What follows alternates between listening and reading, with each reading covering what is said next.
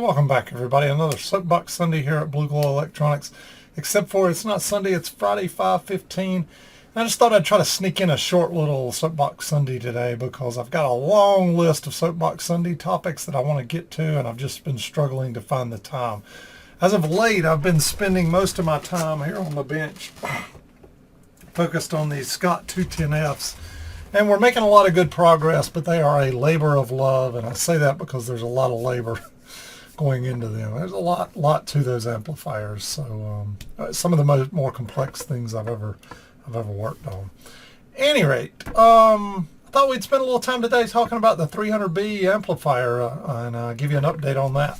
Some really good came out of the comments you guys gave me, so I just want to say thank you for that. Gave me a lot of ideas on chassis colors, just which direction you wanted to go. People gave some good feedback. It was all well worth me reading, I promise you. Unfortunately, some bad news here. I don't think I can go down one of the paths I talked about. Okay, one of the paths was basically an audio note clone.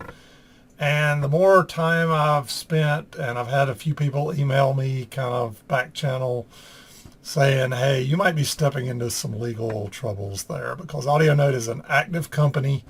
They're actively still selling this amplifier, and they actively sell it in a kit form, okay?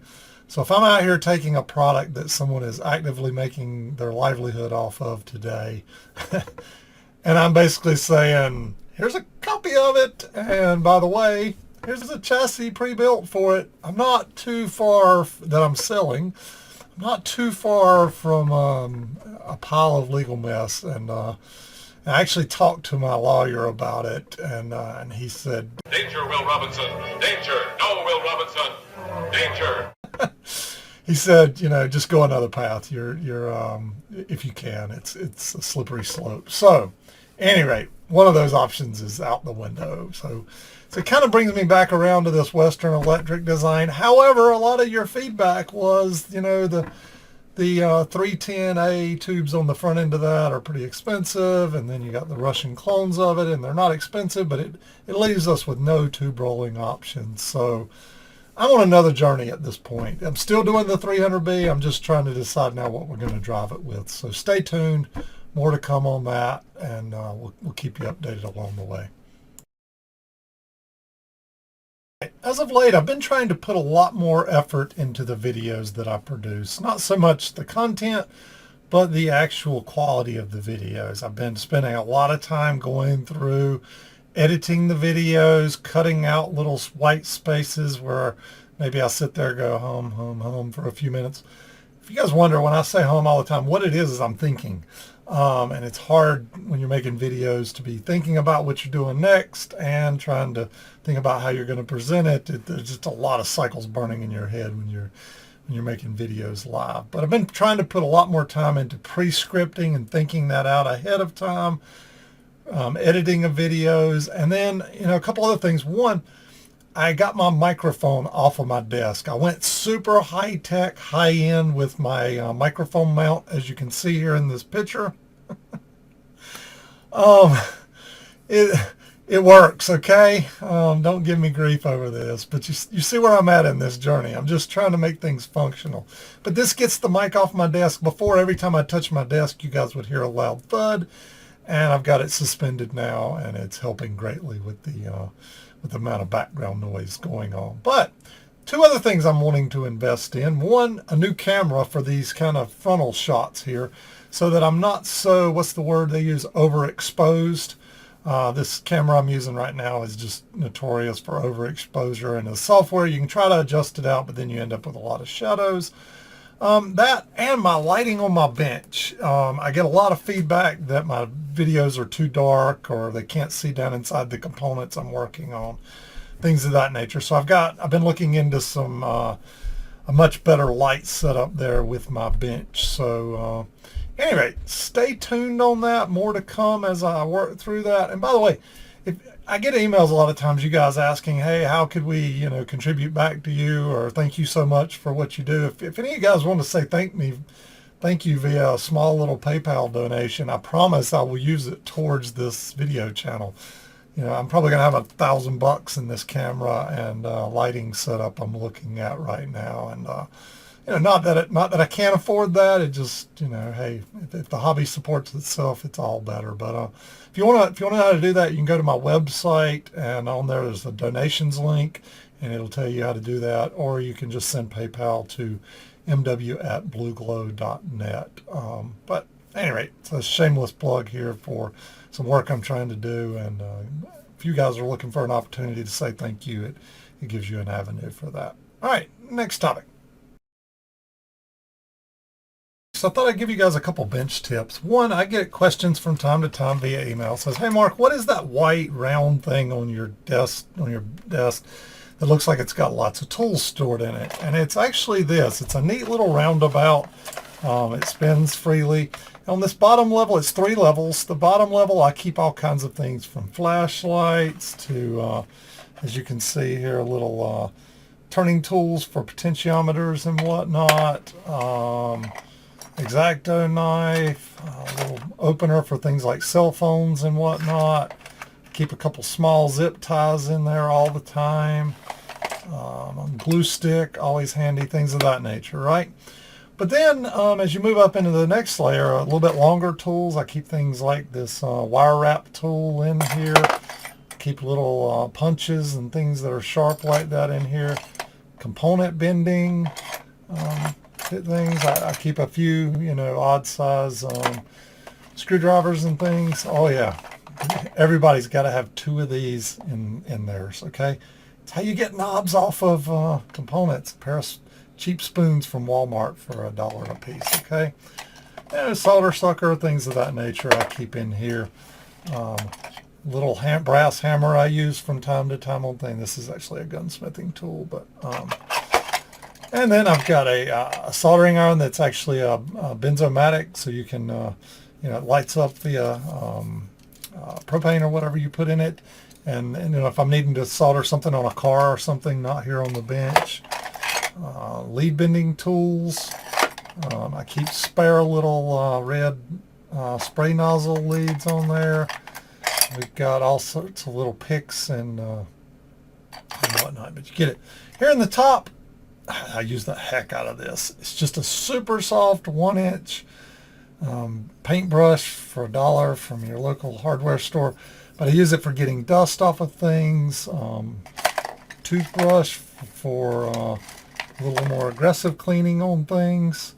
I keep tons of these.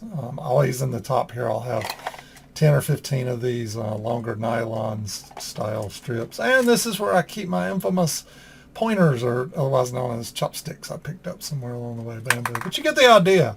I always keep a, where's it at? That must be laying on the bench right now, but I keep a 1/4 and a 3/8 inch nut drivers in here all the time.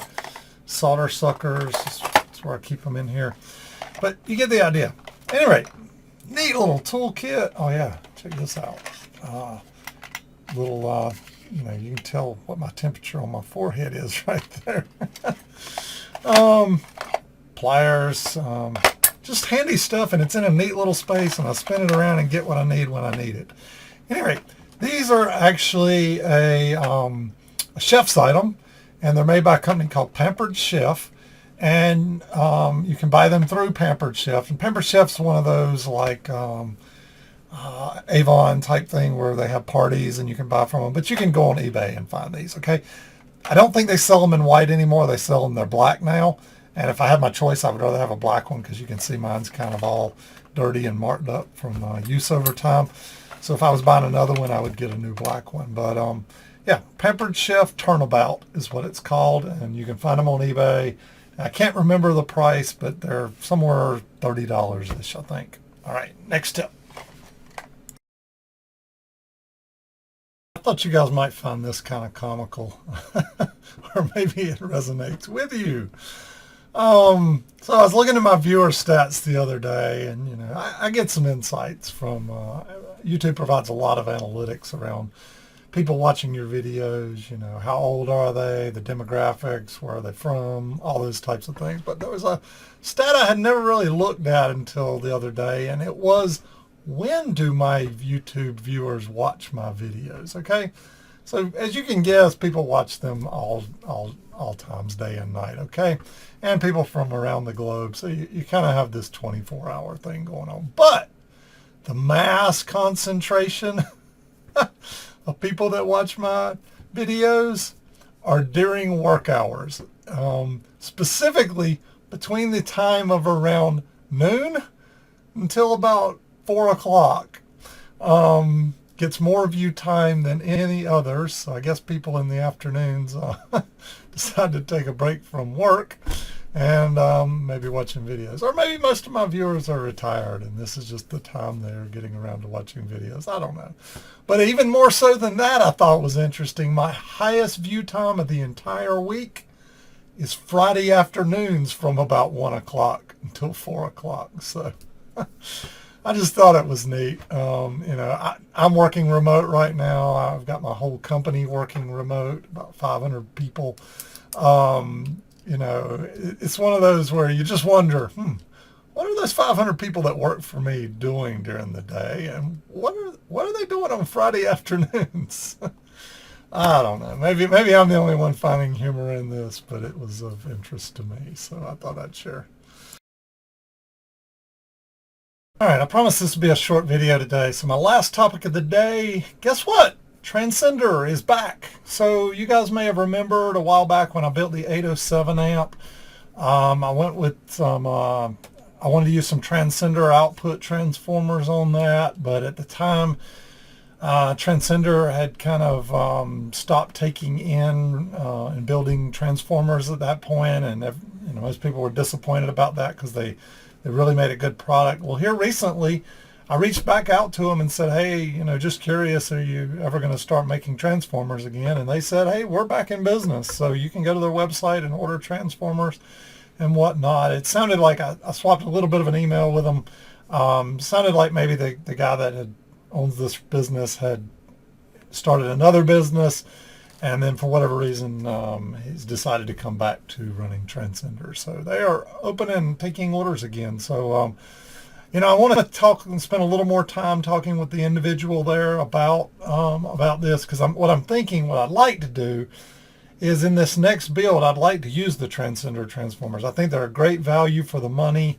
And what I'd like to do is have the two output transformers, maybe the choke and the transformer that we select to use in the 300B build, have all those bundled together as a single part number. So if you reached out to them and said, hey, I want to order Blue Glow kit number 1, you would get those 4 items, and it would save you from having to order 4 parts individually. But haven't been able to sync up with them on the phone, trying to do that right now. And stay tuned. I just thought I'd bring it up, and I hope to use them in some upcoming builds. So, all right, thanks for watching, everybody. I got a long list. We'll keep cranking these out, and thought I'd spend an hour or so this morning and crank this one out for you.